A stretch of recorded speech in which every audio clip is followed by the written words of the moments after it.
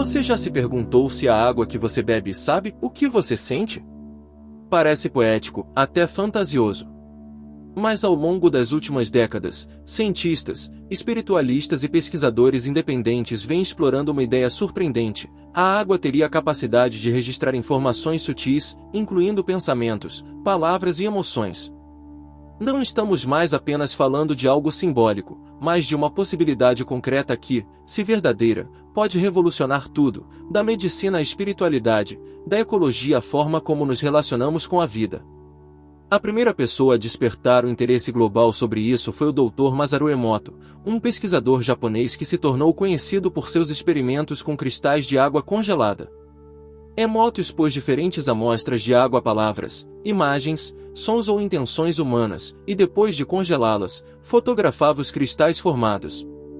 Os resultados, segundo ele, eram visíveis. Palavras como amor ou gratidão produziam cristais belíssimos, simétricos e harmônicos. Já palavras como ódio ou raiva formavam estruturas caóticas e desorganizadas. Emoto alegava que a água respondia à vibração emocional, como se fosse um espelho da consciência. Seus estudos, publicados em livros como Mensagens da Água, encantaram milhões de pessoas ao redor do mundo. A ideia de que a água sente e responde à energia humana tocou tanto terapeutas holísticos quanto buscadores espirituais. Em cerimônias e práticas meditativas, tornou-se comum abençoar a água antes de consumi-la, como uma forma de purificar não apenas o corpo, mas também a alma. No entanto, a comunidade científica reagiu com ceticismo. Muitos criticaram Emoto pela falta de rigor experimental e pela subjetividade na seleção dos cristais fotografados. Não houve replicações em larga escala sob condições controladas que pudessem confirmar suas conclusões. E, por isso, ele foi amplamente desacreditado no meio acadêmico. Mas, será que isso fecha a questão? Nos últimos anos, uma nova leva de cientistas começou a investigar a água por outras vias, e os resultados são, no mínimo, intrigantes. O Dr. Gerald Pollack, da Universidade de Washington, por exemplo, tem desenvolvido uma teoria inovadora sobre o que chama de quarta fase da água. Segundo Pollack, além dos estados sólido, líquido e gasoso, a água pode assumir uma estrutura intermediária, chamada de água estruturada ou as water, exclusion zone water. Essa água, ao se organizar de forma hexagonal perto de superfícies hidrofílicas, como membranas celulares, passa a comportar-se de modo diferente da água comum. Ela carrega carga elétrica, cria campos ordenados e pode armazenar energia luminosa, o que abre as portas para a ideia de que a água pode sim armazenar informação. Outros estudos vêm mostrando que a água responde a frequências sonoras e campos eletromagnéticos com alterações sutis em sua estrutura molecular. Não se trata aqui de magia, mas de biofísica aplicada, ainda que em estágio inicial. Por exemplo, algumas pesquisas utilizando espectroscopia e microscopia de alta resolução sugerem que a água pode organizar suas moléculas em padrões distintos dependendo do tipo de estímulo que recebe. Ainda que controversas, essas descobertas ecoam, em parte, o que Emoto tentava demonstrar, que a água é sensível, e talvez receptiva, às vibrações ao seu redor. Agora imagine isso dentro do nosso corpo. Nosso organismo é composto por mais de 70% de água.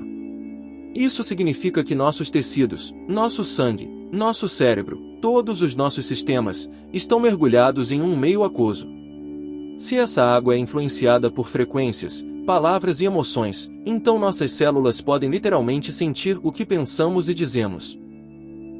Isso reforça o que diversas tradições espirituais já afirmavam, que pensamentos são vibração, e vibração é energia viva. E se a água dentro de nós ressoa com essa energia, talvez esteja aí a ponte entre emoção e saúde, entre intenção e matéria. Algumas abordagens terapêuticas já partem dessa premissa. Terapias com água informada, água solarizada, homeopatia e florais trabalham com o conceito de que a água pode receber, armazenar e transmitir padrões energéticos. E embora esses métodos sejam vistos com desconfiança pela ciência tradicional, não faltam relatos de benefícios profundos entre os que os utilizam. É claro que ainda faltam evidências definitivas. A ciência exige repetibilidade, controle e explicações mecanicistas, e isso nem sempre é possível ao lidar com fenômenos sutis. No entanto, a ausência de prova não é prova de ausência. Estamos diante de uma fronteira. De um lado, a ciência começa a abrir os olhos para as propriedades inteligentes da água.